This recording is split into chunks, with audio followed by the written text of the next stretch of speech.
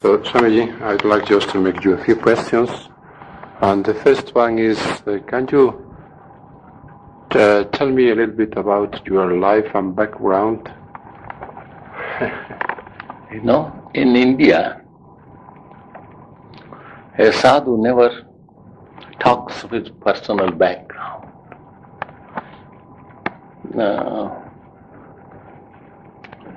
You see, when we become monks, renounce the world,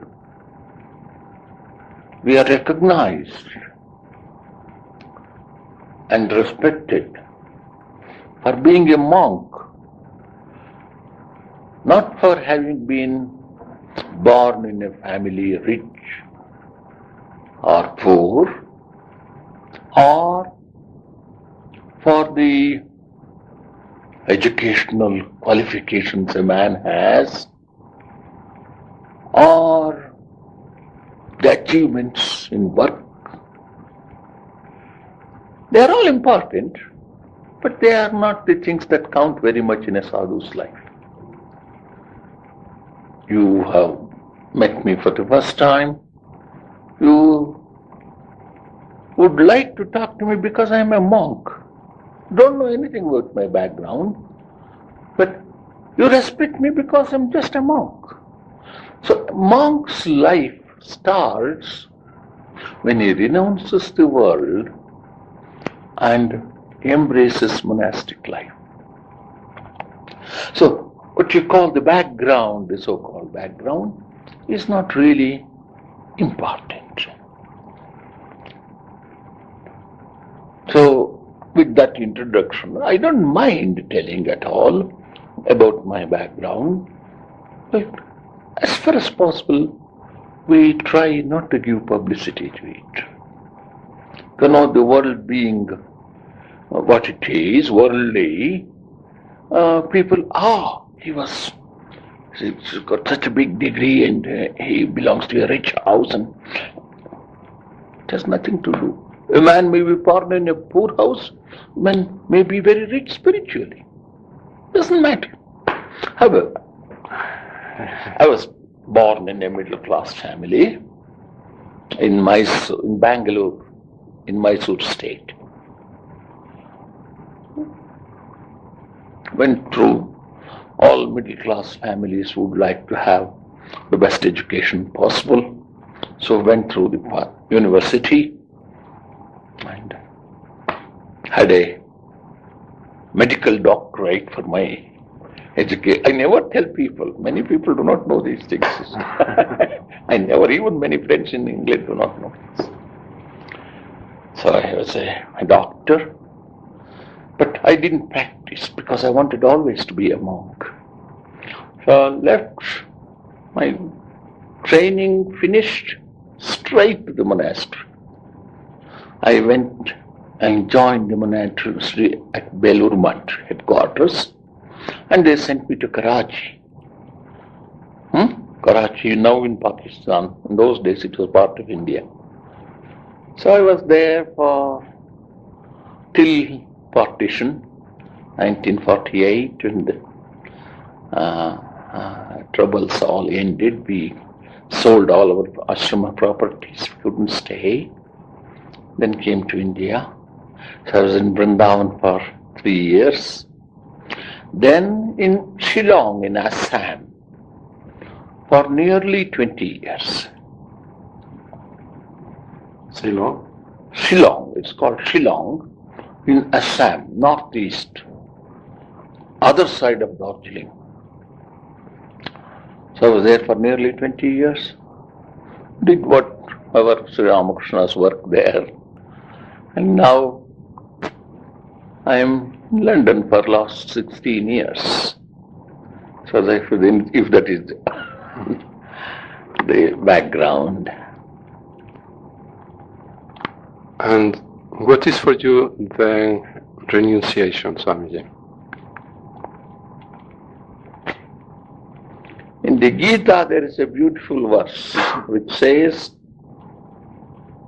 Kamyanam karmanam nyasam sanyasam kavayo viduhu yastu karma phalatyagi satyagitya bhidiyate. To give up activities motivated by selfishness. That is real sannyasa. That is real renunciation. Yastu karma phalatyagi. A person who works without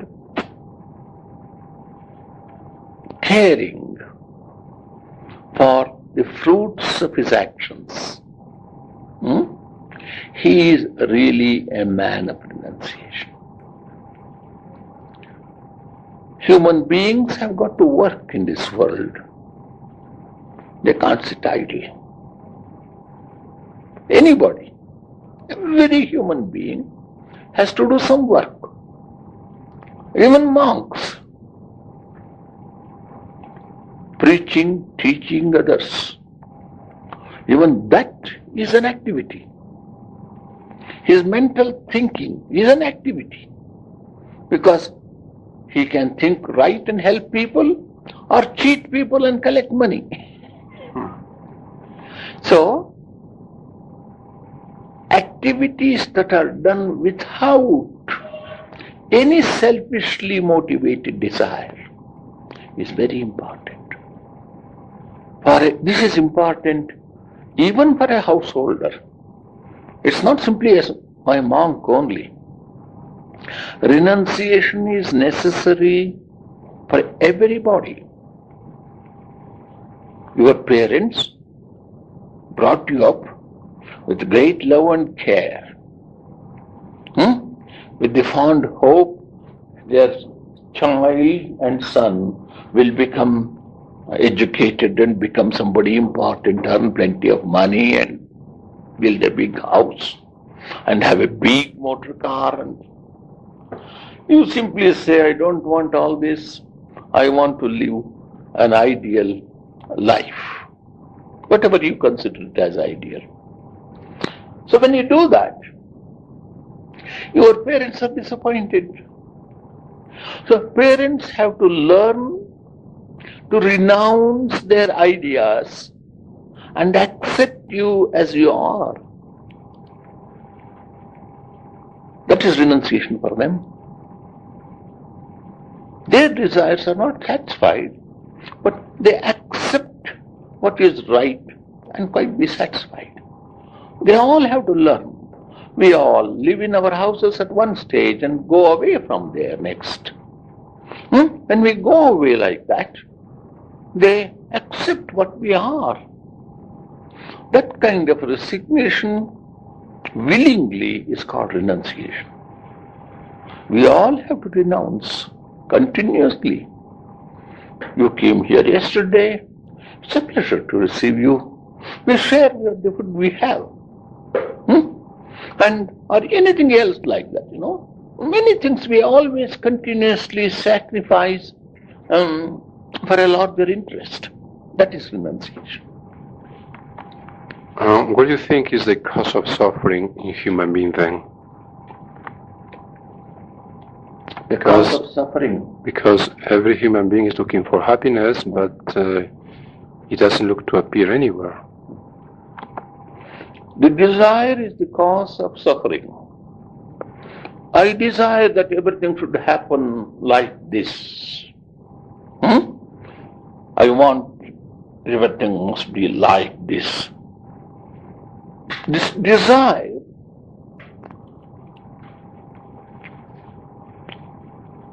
rather I would put it this way, when it doesn't happen, I'm unhappy.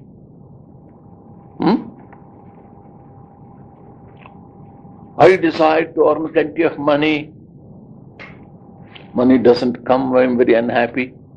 I desire to travel far and wide and extensively. Simply cannot do it. There's not enough money. There's all sorts of my responsibilities. I am sorry about it. I want Colonel Gaddafi must be doing this. He doesn't care for my whatever I have. I say, he does what he likes. And I make myself unhappy. That fellow, I will go and kill him. I will say, what for? You can't even kill the regime. You see, this kind of desires we build up. When we build up desires that are possible to do or within my means, I can achieve something. They are controlled. But uncontrolled desires bring only unhappiness. On a small scale, big scale. I am a small man. My desires do not affect the fortunes of American or Russian aspirations to fight or kill or go to the moon or send rockets to somebody else. It doesn't affect me, but it affects as a nation America and Russia. See this recent atomic fallout. Russia tries to hush up the desire to show the world they are very advanced, and they cannot. So they are disgraced by what happened the other day, because the world discovered it. Atomic fallout is something you can't hide it. The world has come to know this. Their face has become small.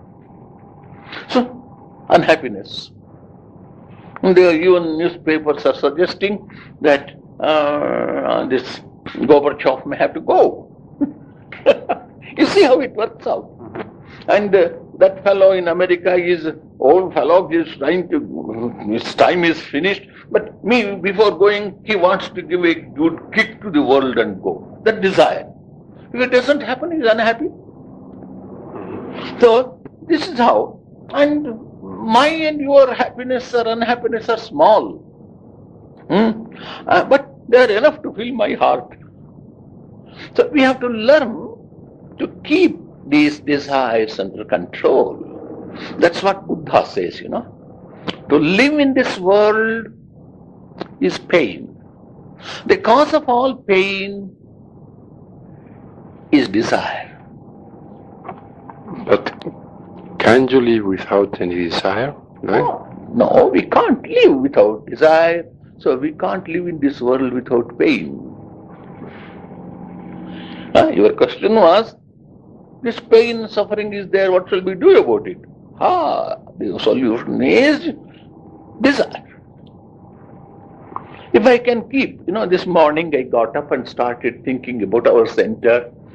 What happened, listening? It came to my mind. Then I told my mind, it's all right, it is there, I can't do anything about it. It may be my desire, it should be done this way or that. I am not there.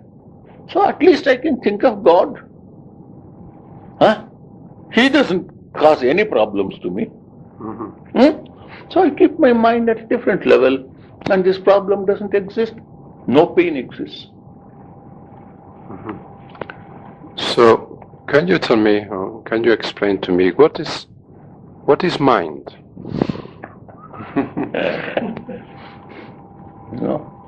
There's an English saying, when someone asks, what is mind? Mind is matter. And then he was asked, what is matter? It does not matter. So, the mind, for me, somehow I am uncomfortable in life.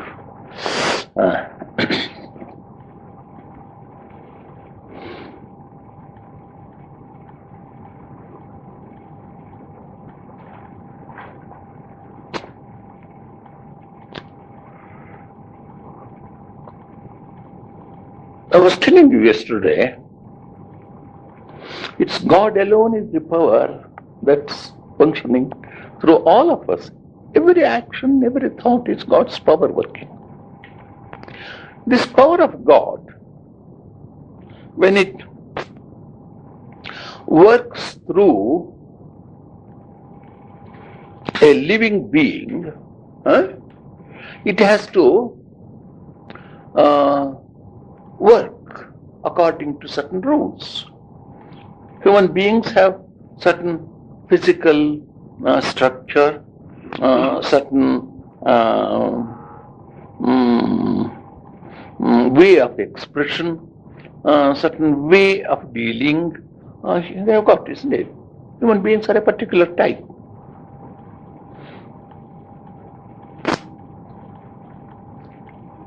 The whole physiology of the human being is such that power of God, when it functions through this body, it functions through the muscles in a particular way, through the brain another way. So when it functions through the brain,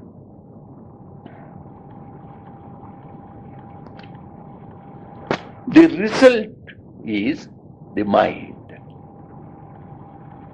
Just like you see, you've got a camera there, you've got a tape recording machine there. Behind both, the power is electricity. In this, sound is recorded. In that, a form is recorded. So, the mind is the result of the power of God functioning through the brain in the human being. And it's a very subtle force. Physical you can understand. When mind is subtle, it's a kind of power. When the mind says or sends an order to my finger, move it to the right, it moves to the right. It is carried through a nerve impulse, an electrical charge. It functions. So that is the mind. And this mind is conditioned and influenced by various things that are happening around us. In a way it's independent, in a way it is dependent on those things also. We tend to consider mind as something very easy to handle, but it's not. So that's what mind is. I think I have explained it enough. Another question. And this world we are living in, is it really existing, or is it a projection of our own minds as we perceive it? This world has two dimensions to it. One is known as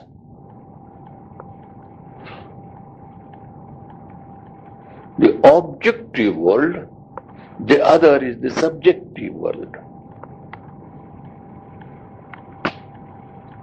There is what is known as an objective world. And the subjective world depends upon the way I want to see it, the way I am conditioned. That is the subjective side of it. So the world is both subjective and objective. Its reality depends upon how it affects me. That means the subjective world is what affects me. But my body also has the same thing.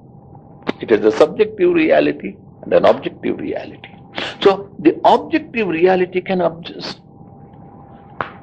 affect my objective reality of the body also, to a certain extent. Supposing I go and hit against the wall, that's an objective wall. And this is an objective body. It won't go through it. But the wall with that picture looks beautiful to me. That is more subjective.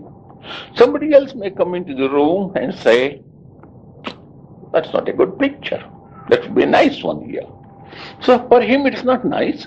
For me it is nice. It is subjective, because his subjective thing will not see the same thing as mine. So that is the difference between subjective and the objective world. It has a reality on its own. At the same time, it has a reality how as I see it. These are the two dimensions to it. You were saying before that when God, projects through a human mind, or we are in other words, God Himself, but through these different bodies we have. So if God projects like this, does it mean then that God's projection is an imperfection, because we are imperfect beings? And if God manifests like that, how are we not able to see Him?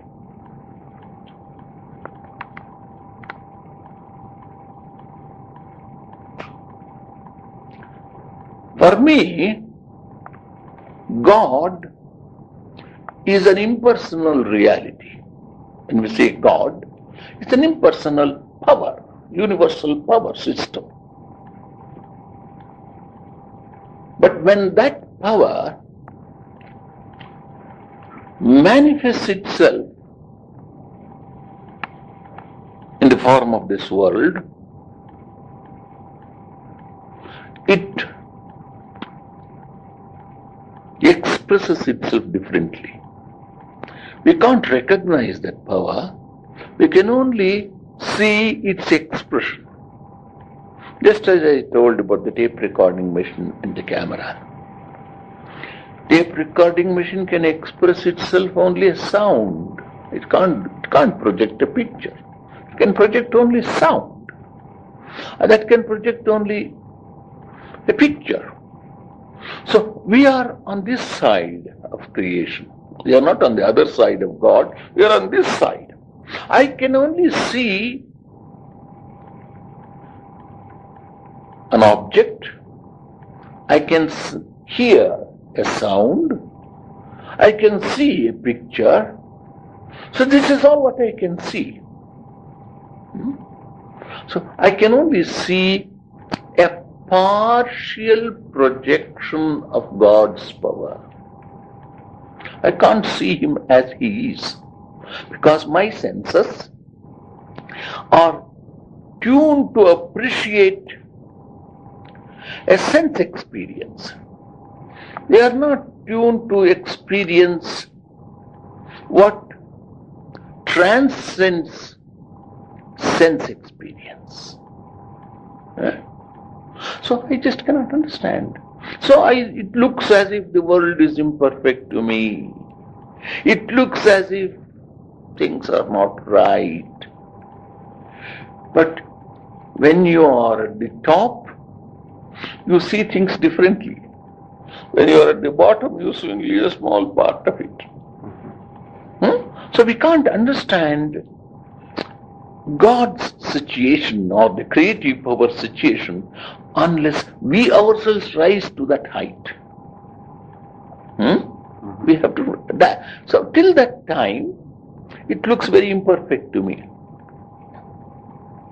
It doesn't. So spiritual life is a method of tuning yourself to God's wavelength, so that even though you are a human being, partial and manifested, occasionally you can rise to that height and see things. Everything seems to be in its proper place. Even pain and pleasure.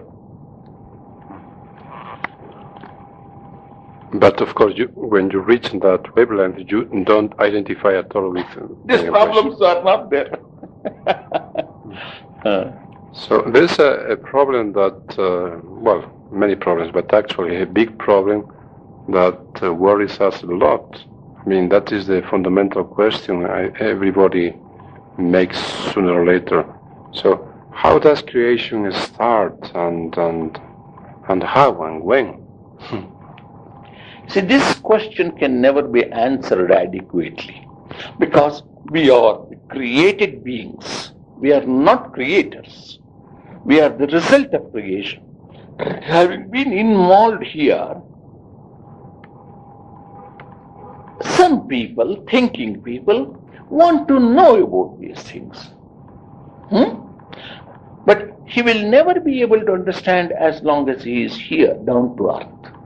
It's impossible. So when did it start? Why did it start? Why this imperfection? I can create a better world than God.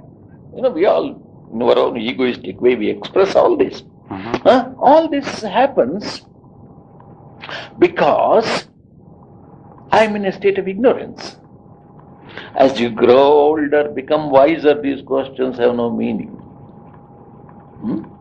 What looks important when you are a child, when you grow up, the toys are not that important. But you collect new toys of playing with wife, children, money, name, fame. So that looks very important. As you grow older, even that is important, not important. Do you want to grow older and higher? Then we ask these basic questions. But even then, limited as we are, we can never answer this question fully. But what happens when we start asking these questions and searching and meditating and contemplating on these things is the mind becomes finer and finer, free from all the trouble and tribulations of this world, and it can rise itself very nearly to the level of the Creator. Then this problem of creation also doesn't exist. So various theories are given in various scriptures. Christianity is quite satisfied that God created everything in 6 days or 7 days and went to rest on the 7th day. And they disagree, some of them, and say, no, she did it so and so. So there's no end for it. And Indians have their own theories. And scientists have the Big Bang theory. All these theories only, human thought. But the solution, who and how, when did it start? Nobody can answer. In fact, in one of our scriptures, this question is raised. Does God know really? Does anyone know really when this world was created? Who can answer it? Perhaps God? God? Perhaps He knows, and He also may not know. Because we do not know what God is, you see. So when we are able to rise to the level of that creative power, all these things fall into their proper place, and then we may get an insight into this. But then, at that level, you don't want all this. So that is my answer for this creation. And how then, when God or whatever has created the world, have you an explanation how this world is projecting, how this starts moving from that level up to this multiplicity level of creation? That is again, I can only talk how our scriptures have looked into it. They are very scientifically trying to understand these things. As I said, God is a power, expression of power. And our scriptures simply say, Bahusyam Prajayeti. That God, which was very static and in its own glory remained as an energy, said, let me become the many. Why he started this game, we do not know. And then there was a change in the wavelength of this power. And As a result, subtle elements came into existence, then gross elements came into existence. That means 5 elements, earth, water, fire, the space, and air. These are the 5 elements from which everything else is created. So these elements came into existence, and then slowly very primitive forms of life appeared in this material combination. Then came life as seen by human beings, as amoeba, paramecium. These are little things which only with a microscope you can see. And some of them even you can't say whether it is animal or vegetable life. Then plant life came in. And then comes animal. Then comes human. And there is a gradation there also, what we can see. First, that the very basic slime was there, the elements, and that element threw up life. Then next, at the animal level, we see consciousness coming into existence. Then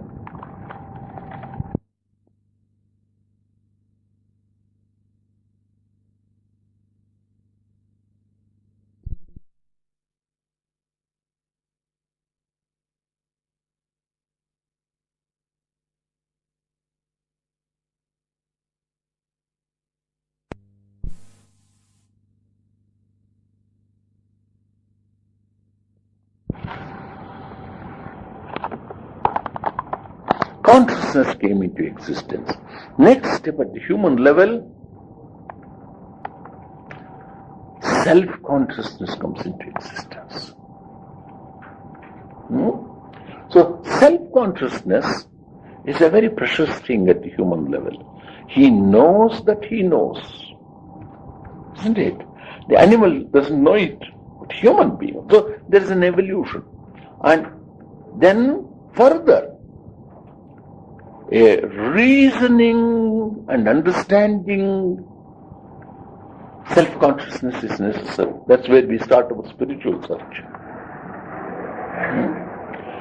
So we have to understand this creative power is slowly manifesting itself more and more. Life, first life, and then becomes consciousness, self-consciousness, then reasoning self-consciousness. All these things are growing in human beings.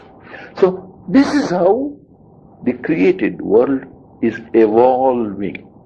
For me, evolution is increased manifestation of the divine power.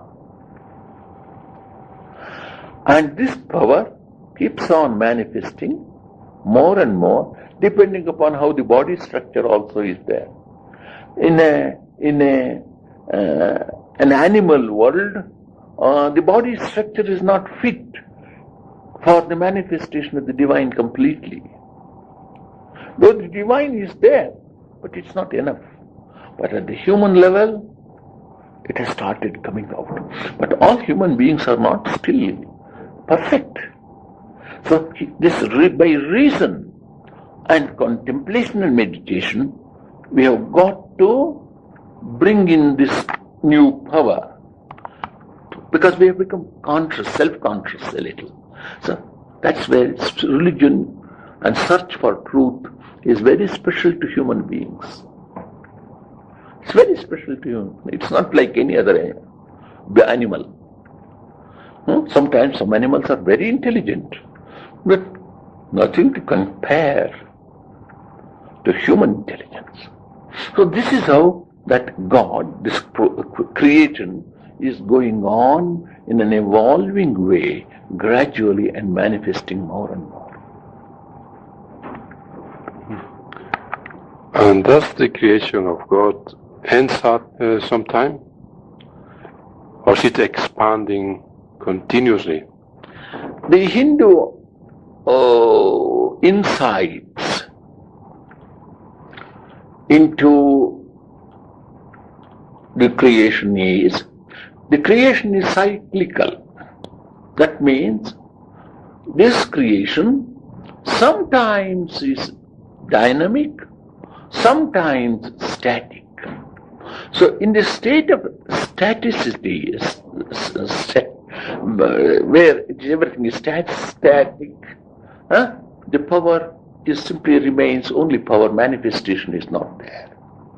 And when it becomes dynamic, the whole of this creative power goes on in a cycle, as it were. So sometime for a period it is static, for another period it is dynamic. Manifestation is there for a period, and then it's withdrawn, and a new cycle, rest comes.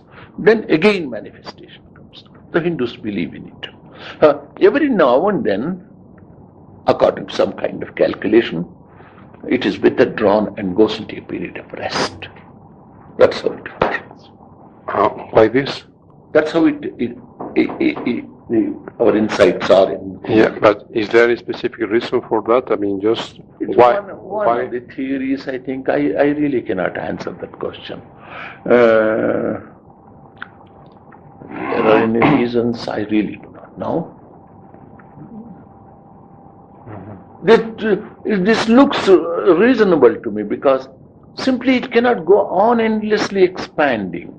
Even if there is a creative power, sometimes it has to rest.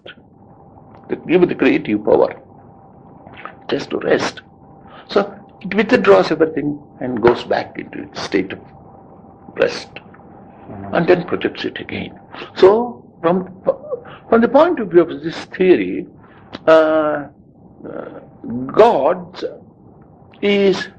this creation is God's play. It comes out, he plays with it for a while, and goes back to rest again.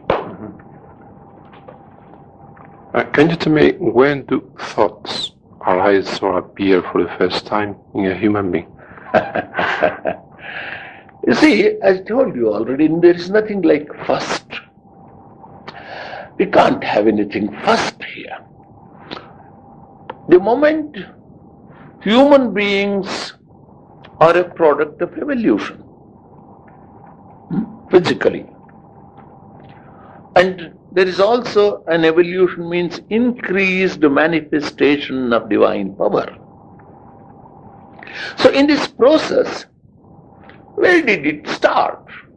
It started off as that insignificant microscopic amoeba.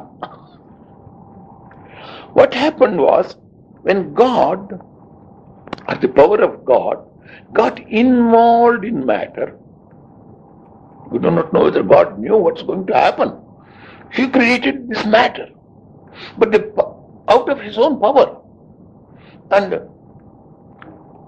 the power remained in the center, his own power, himself in a way, and the matter became the outside shell. The poor God became imprisoned in matter.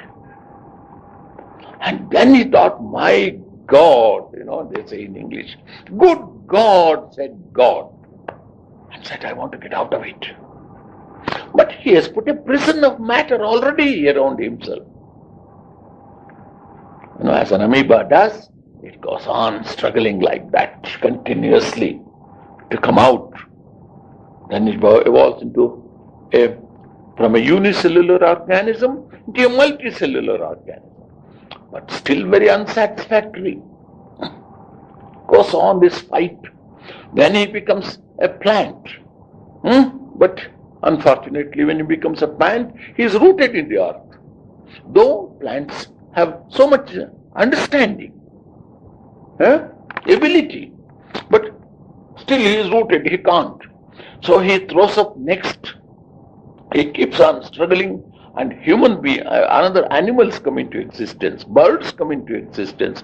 All these fellows are trying only to manifest God, or the God inside wants to get out, and this is what he is doing, flying in the sky, under the water as fish, and the animals on the earth. He is trying to get out. When he reaches human being, he says, looks fairly satisfactory. In the Bible also it is told, God made man in his own image and was very happy. Why was he happy? He was happy because he saw the possibility of discovering himself.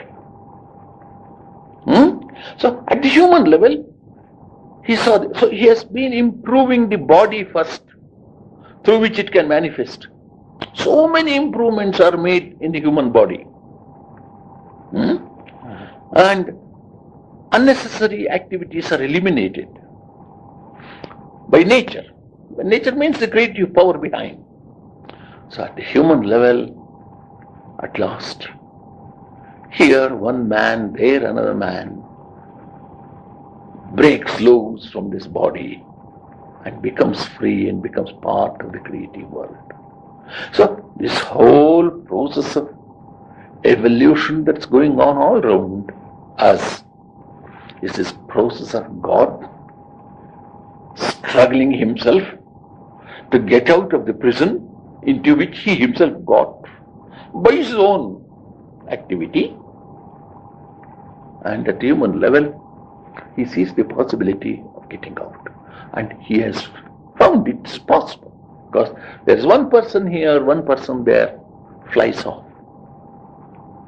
The rest of them is still struggling. This is what. So, where does thought start? That was your question.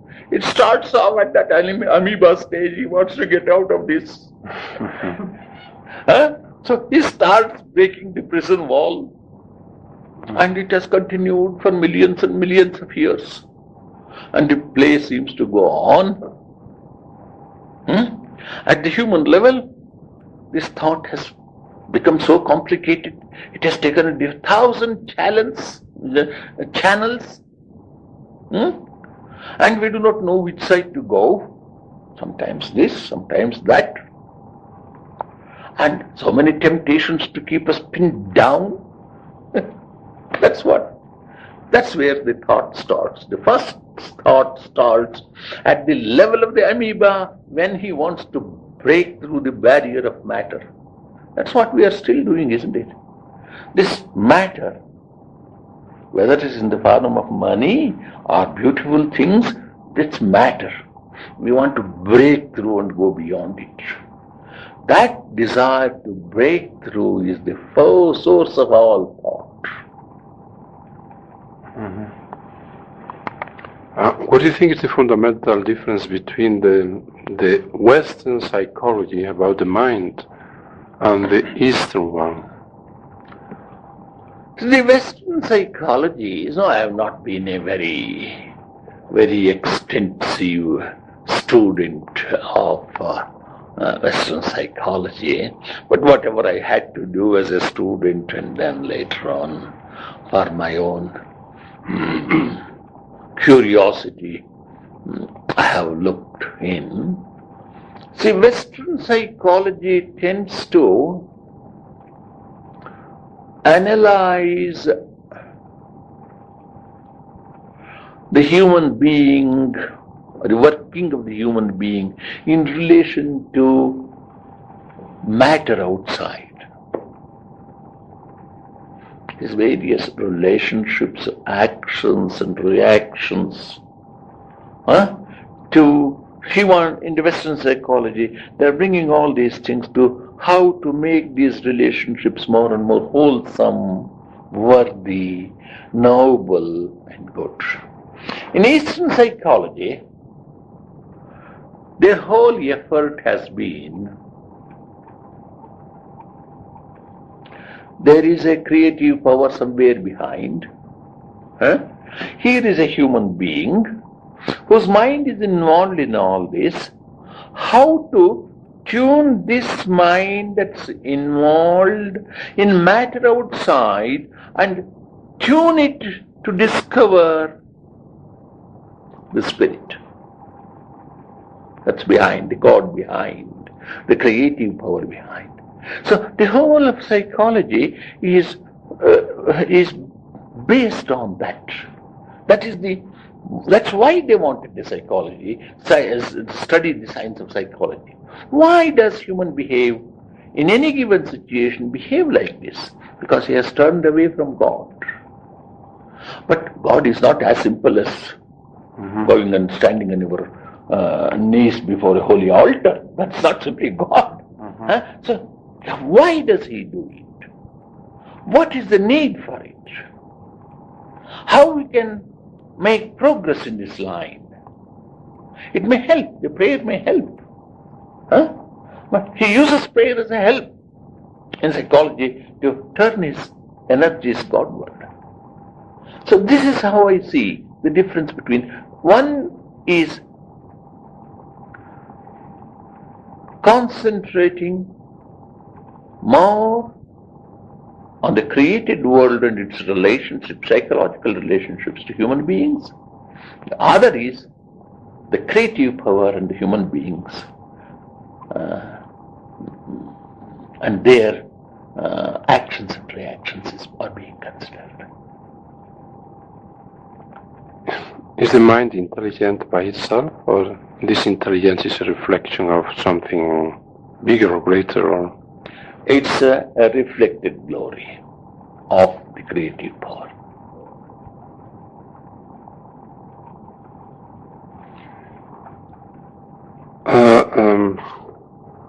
Well, according to Hindu philosophy, once a person passes away or dies, as we say here, it seems to be there is life in another dimension.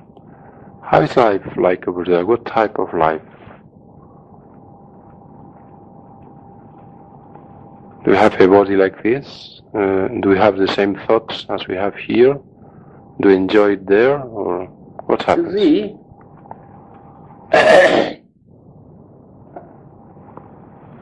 there is one kind of thought, I think I am not with them very much on this question, which thinks there is a heaven or other realms where they go and enjoy, live for a while, and then come back and all that.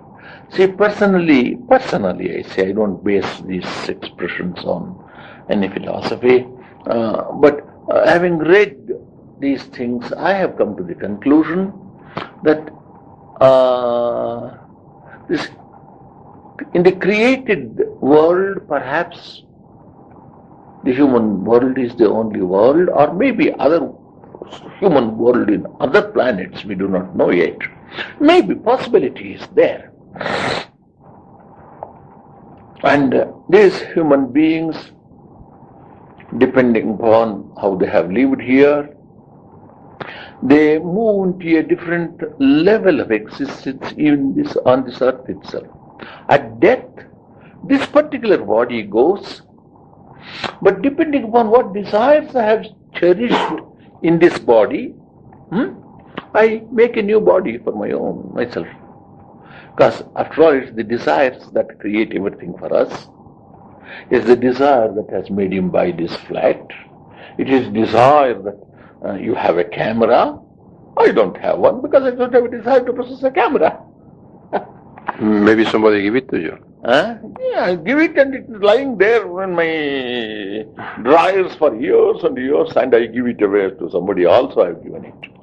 So that's how. So desires that bring these things, and desires. So that means things that I have are the result of my desire.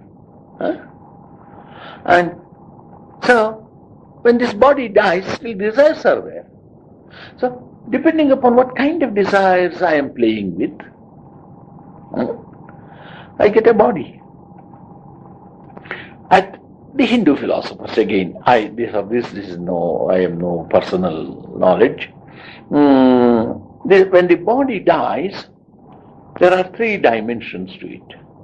One is, of course, the soul, which is in prison, and the other is Sukshma Sharira, the subtle body, and then the Karana Sharira, the impressions of my desires, everything recorded on the tape. Though you can't see it, but it is there. These three together constitute the subtle body. So they take you to a suitable place to be reborn. There you are reborn. And a suitable. So I believe that there is no other realm where they go and live, and they come back here on earth.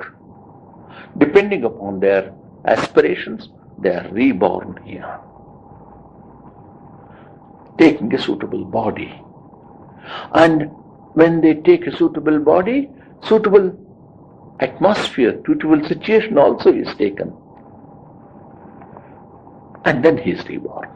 And then he continues his life and struggle. But do you live in a different dimension? Do you live... No, I personally believe we live in the same dimension. The hell and the heaven, what in the popular language they express, are here.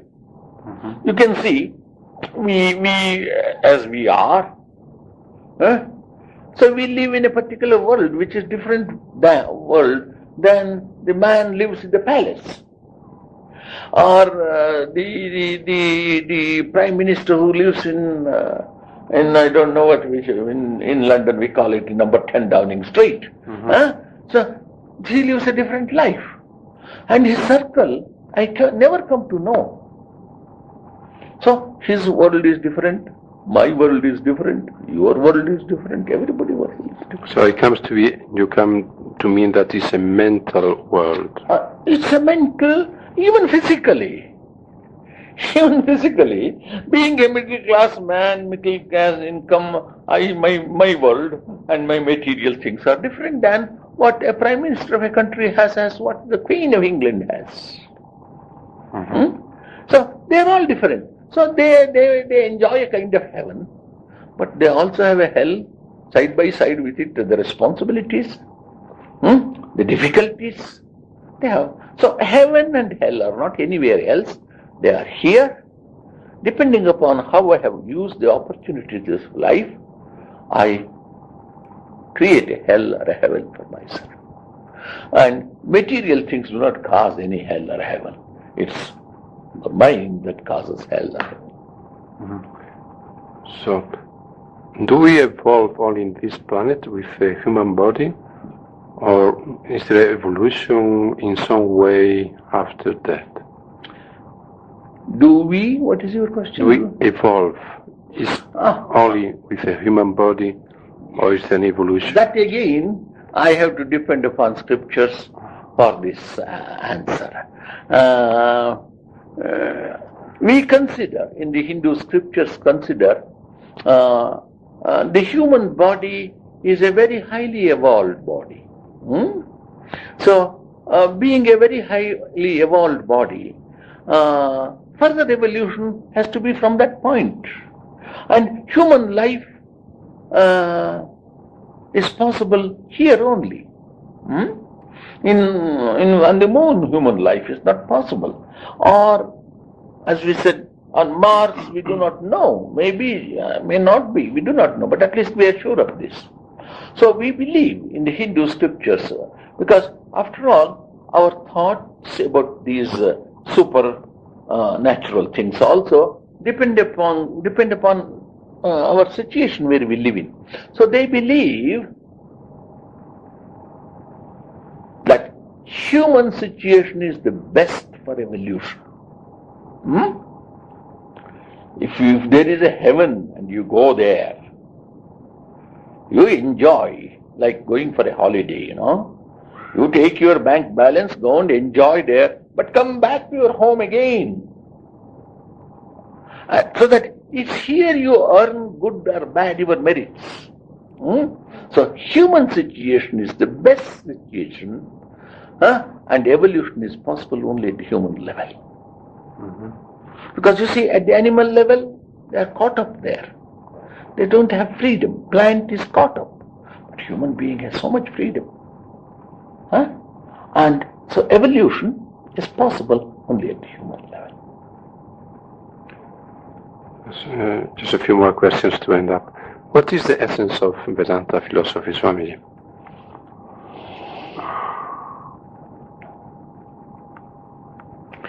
The essence of Vedanta philosophy is to discover this reality, if there is one. Because we are not sure. As we are, I don't know. This is what books say, this is what somebody else says, and this is what a big Swami says. What is the essence? I want to discover and experience it myself. That's the essence. Which do you think is the best method then to reach that essence? There is nothing like a best method. Depending upon each individual human being is in a different state of evolution. So some people may be very intellectual, some people may be very emotional, some people may be volitional, or any other methods, meditative and contemplative type. So depending upon any one of them, or a combination of all of them, you can reach that higher stage. Can you explain in brief what is Raja Yoga, the aphorisms of Patanjali? It's a technique of saving, or first it's the purification of the physical and mental dimension of the human being, and then disciplining him thoroughly so that the body and the mind are well balanced, where you can concentrate it properly and discover the truth, whatever it is. So there's sort of confusion actually about what meditation is. Can you explain just a little bit about it? Meditation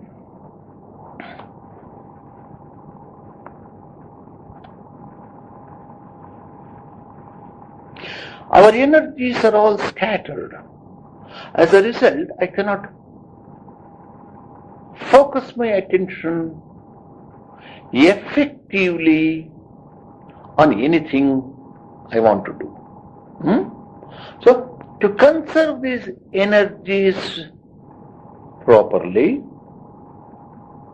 and then guide them through a channel with great force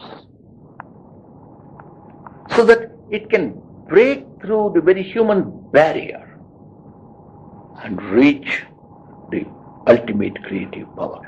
That's what we are trying to do through meditation. Sit there, the good proper asana, and then through pranayama we try to bring a little harmony into our psychological and physiological energy system. Then concentrate the mind on a chosen ideal. That's because I make that my ideal. But that's not an end. It's a symbol. It helps me to focus, and then energies pierce through it and transcend and become one with the universal reality. That's what we see Sri Ramakrishna in his life tried to do this. And being a very, very able spiritual person, he soon succeeded in it. And later on, whatever he was doing, his mind very quickly became concentrated and he would go into that state of awareness. People thought he was going to a state of, what you call mental, what is the disease? Not what is not coming. Schizophrenia. No, schizophrenic. He used to into a kind of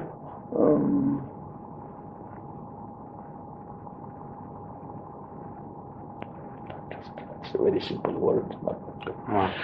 You lose your outer consciousness in that kind of disease. Epileptic fit, they used to think. But no. And he went to such a state, the body lost all outer control because his mind became one with universal reality. And then again, after a few minutes, he came back after that communication. A person, look at his face, wonderful. I know ever since I was a boy of 13, 14, I've been seeing this picture. And I saw was wonderful. Doesn't belong to this realm. He belongs to a different world. So when you touch that God and come out, you are a changed being. He is no more an ordinary human being.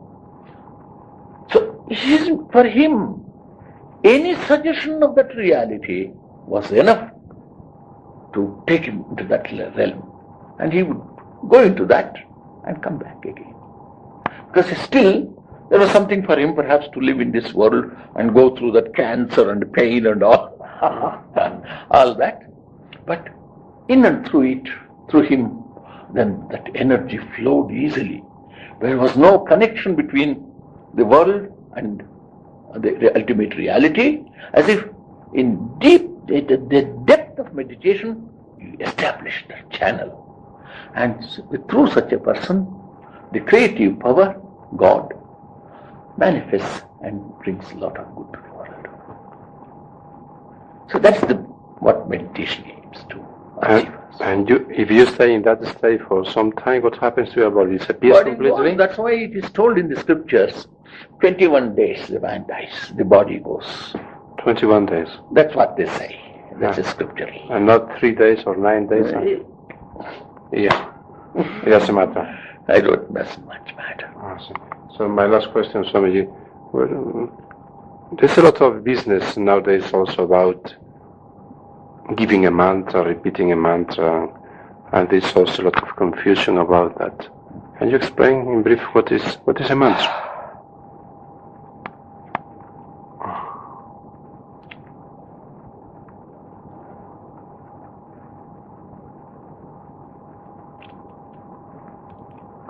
A mantra is a word, or a few words, which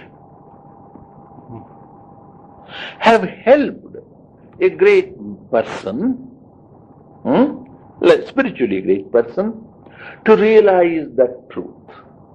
Or it also can be a word which was revealed to him. When he was going through that experience, some things were revealed to him. Excuse me, sorry, I think that...